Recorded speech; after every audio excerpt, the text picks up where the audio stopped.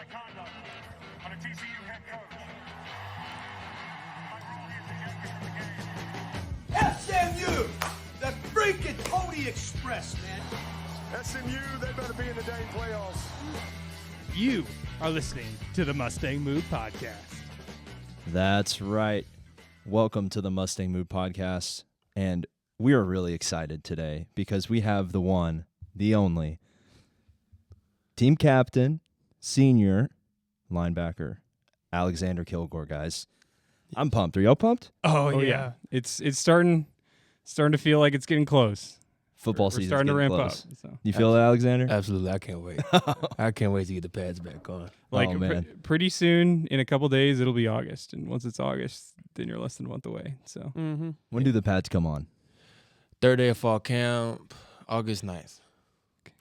He's got it on the calendar. I circled. Been circled. That's do you think the defensive players or the offensive players are more excited for when the pads come on? Defense. Yeah. For sure. Yes, sir. Yeah. I can but see I'm not that. surprised. Alexander's already, he's like, all the guys, said something. He's like, oh, yeah, I'm coming. the offense technically doesn't need pads for what they do, but like the defense, they're trying to hit guys. Like their one and only job involves the pads. So Yeah, exactly. offense just needs it for protection. That's a fair point. It's a really fair point.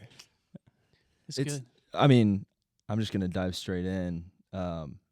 What are like who are the linebackers? Like who are y'all's ops on the offense? Who do you rub against? Kevin, of course. Yeah, He's the yeah. quarterback. Offensive lineman. Receive any. If you play offense, you're an op. Yeah. if you, Is there a lot of jawing going on now before pads? yes, sir. Absolutely. Okay, so talk's big before hits are allowed. Yes, sir. Is that how it works? Okay. And then the pads get on, and I'm sure it flips. I'm sure the offense has a lot to say right now. yes, sir. But I mean, then Talk means nothing once the pads are on. there's no thing, talking yeah. once the pads Yeah. are on. Only talking are the pads. That's great.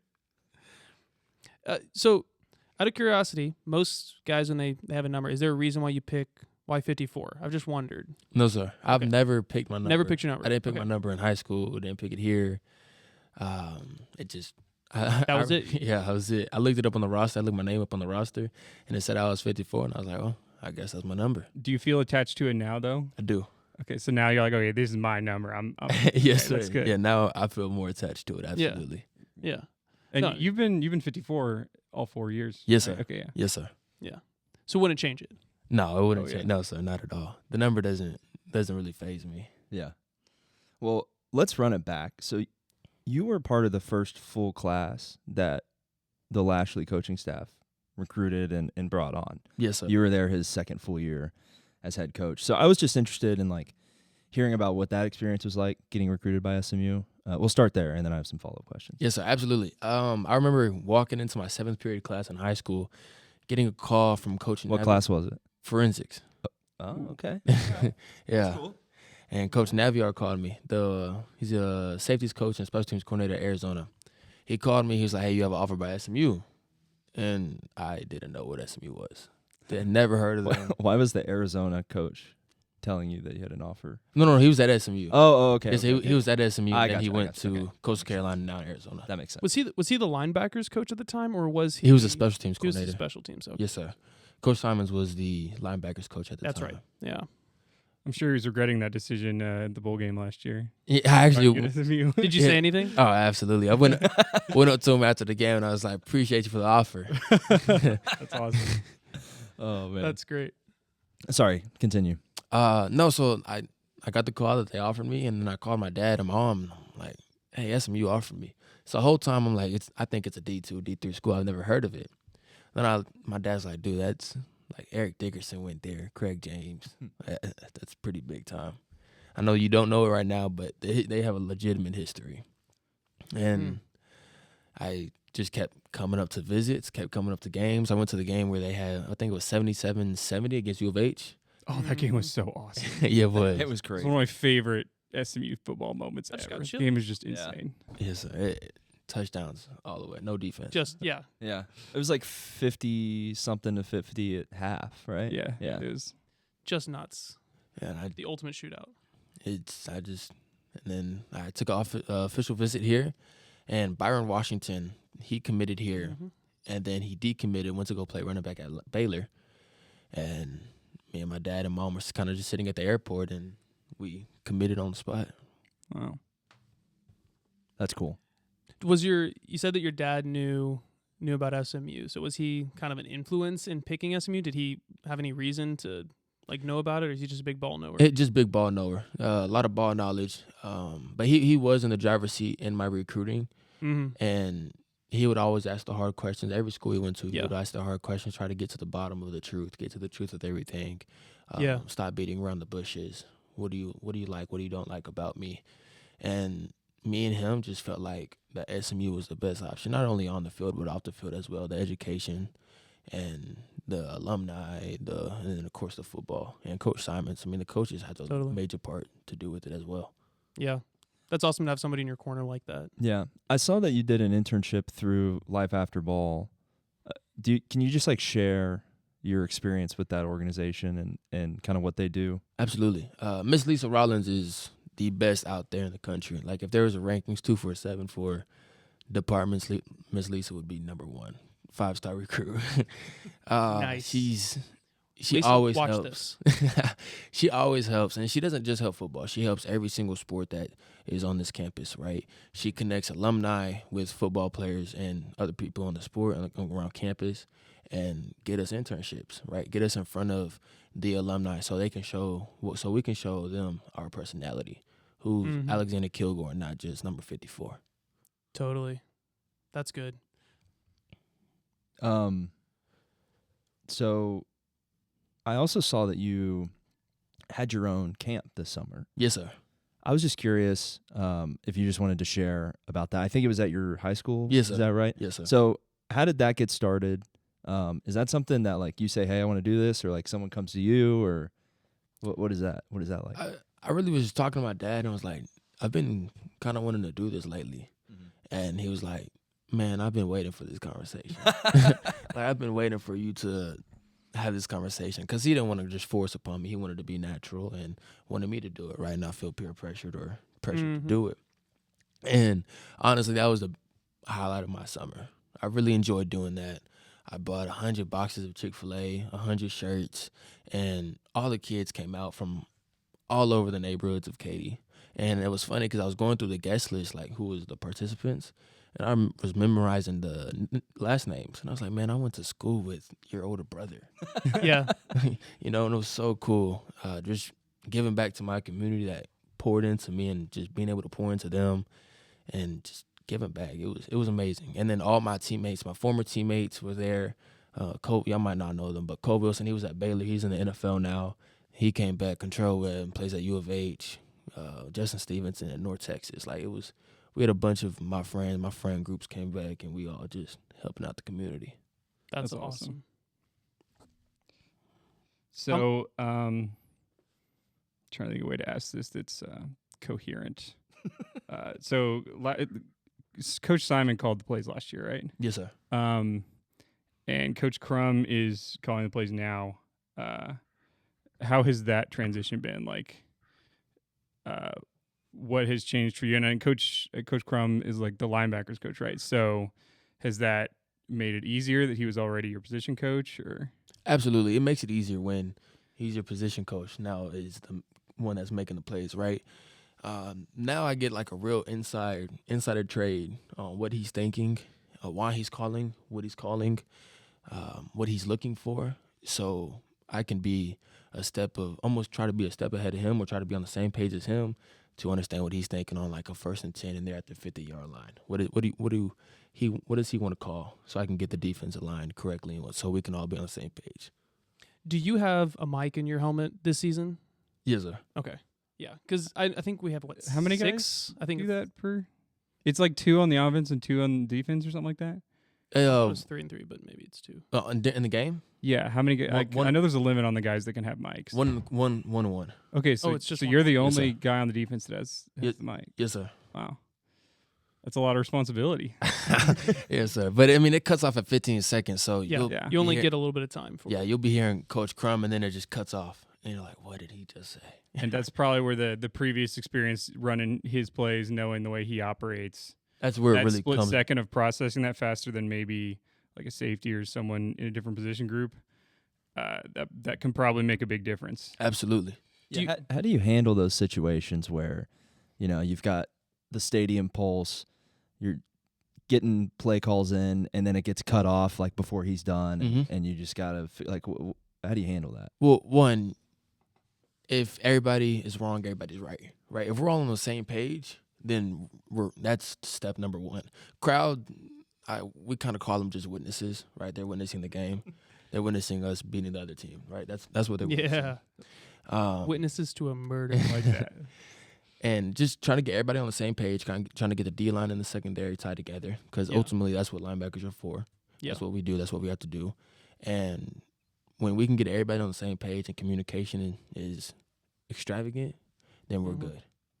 Do you ever have to go cowboy when it gets cut off and, like you said, it's wrong and you just make a call? Absolutely. Yes, sir. I mean, if a call doesn't get in fast enough, we have Mayday calls, and we just communicate. That's all. That's what we do as a defense. We communicate, and when we're on the same page, then we'll be good. Have you ever gone ultra cowboy and coach has made a call and then you made a different call? No. Okay. That's I maybe don't a think little he's too watching. cowboy. Yeah, I was like, maybe that's like Rogue almost. That is, bro.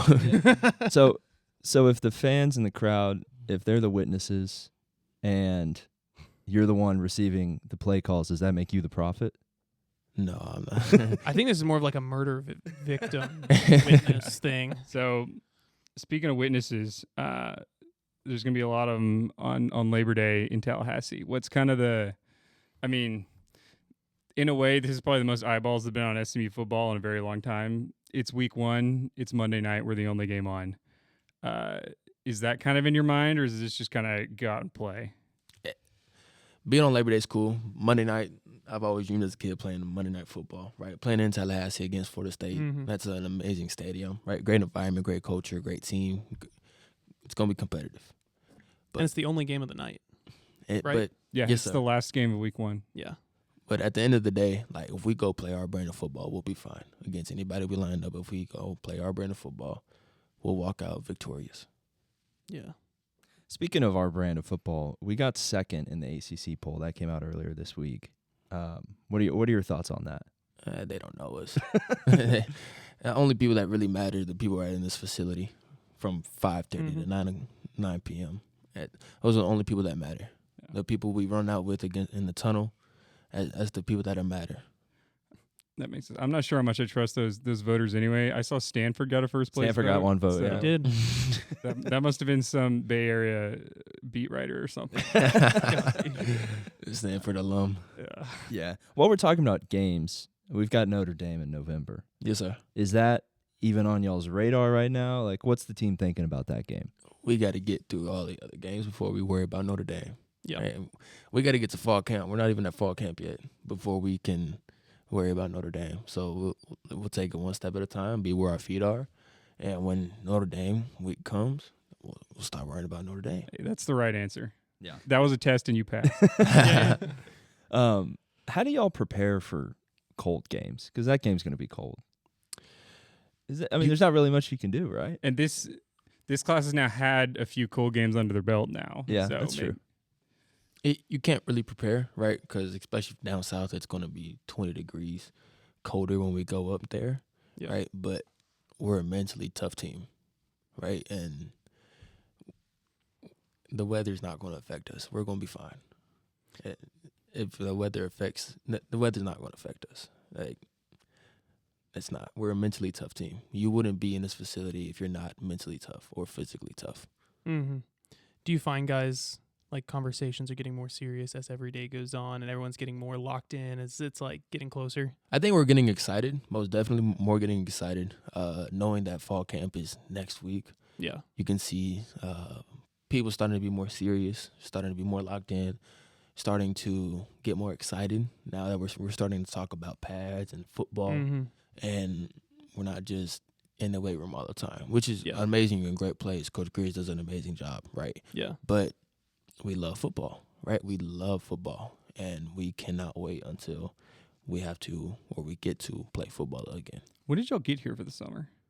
I would get here at 5:30. Or like, like after the school year ended in the spring, did you go home for a bit or just kind of stay on campus? There's always football things happening here. Yes, sir. We have probably a week and a half to 2 week break. Okay. So people either go back home and visit family, stay up here if they're from Dallas, and just work out, really.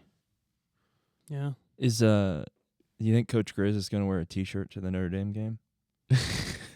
I'm sure he'll wear a T-shirt. Yeah. Yes, sir. That guy's crazy. Yeah. Because the first time I realized that he was crazy was at the Clemson game, and I'm like standing there just freezing, Shivering. absolutely. Like I've got Yeah, layers it was on, cold. and y'all are warming up on the field, and this dude's walking around in a T-shirt. Yeah. No problem. Everyone knows that one guy. Right? Oh, Yeah. I mean, and the strength and conditioning coaches, I feel like always have a bit of a screw loose too, right?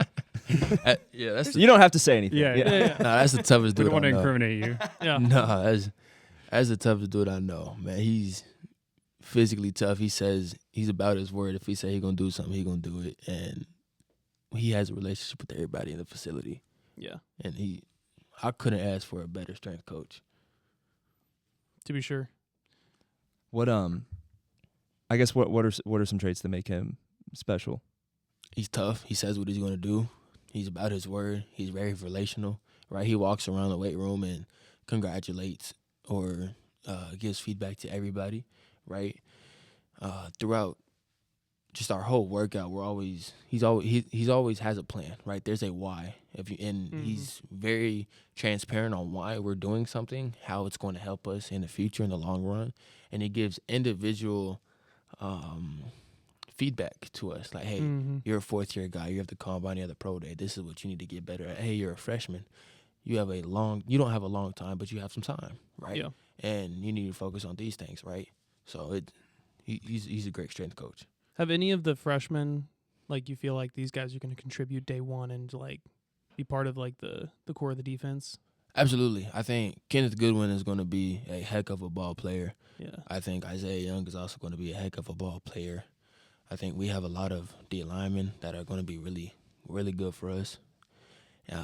Corners, safeties, I can go down the list and talk about them all day. Seeing them when they go out, I get excited when I see them make a play. Coach has to stop me running on the field. That's good. That shows that. Why you're yeah. the captain, yeah. Yeah. As a captain, you got no flags for us, but yeah. No, that's good. One last question. There's been some media, some announcements. SMU's really pushing this Kevin Jennings Heisman campaign, and I just wanted to get your thoughts on that. So if you're asking why Kevin Jennings, I'm going to ask you why not Kevin Jennings, right? What has he not done against any other top quarterback in the country, right? I mean, the stats speak for itself. He's very versatile. He doesn't just sit in the pocket, and he doesn't just run all the time, right? He knows how to get away from defenders. He knows how to throw a ball in very tight places. Like, I've seen it every day. He's the best quarterback I've seen on film. Like, even at practice, I'm like, man, we gotta stop this dude, right? No. But he is the toughest quarterback we play, by far, no doubt. And he's number one. He should be in New York next year, and he should be raising that trophy.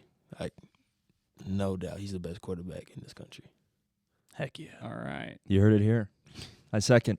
Well, Alexander, thank you so much for coming on the show. If people want to find you on socials, where can they find you? Yes, sir. So Twitter, @Kilgore __, and then I don't have Instagram. I have TikTok, but I'm not a really. You making TikToks, dancing in the locker I don't room? dance. I'm not a dancer. I'm not a dancer at all.